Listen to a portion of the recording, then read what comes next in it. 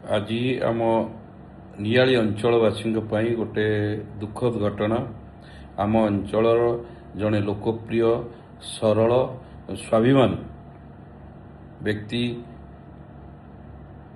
श्रीयुक्त आर्त मल्लिक महाशयकर आज अकाल वियोग घटी।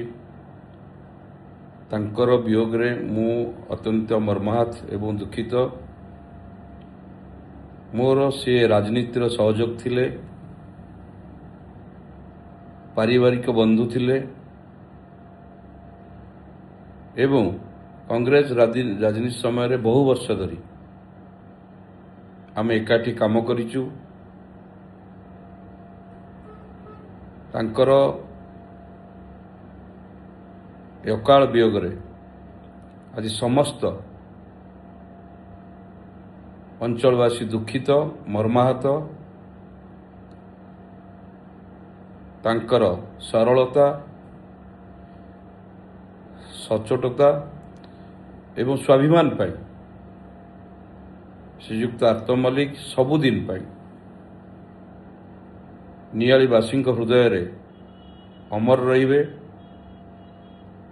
मु प्रभु महाप्रभु जगन्नाथ को एतिकी प्रार्थना करुची, महाप्रभु एभली एक दुखद समय रे तांको परिवार को साहस दियंतु, धैर्य दियंतु एवं से जोठी थांतु तांकर आत्मा शांति लाभ करू।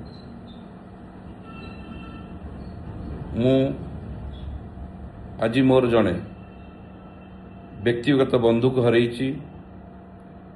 जड़े सहयोग को हरई एवं जन बड़ भाई को हरई। तेणु एभली तांकर अकाल वियोग रे मोर आ शब्द नहीं किछि कहबा पई। पुणी थरे प्रभु जगन्नाथ पाखे प्रार्थना करुची, प्रभु तांको आत्मा को शांति रखु।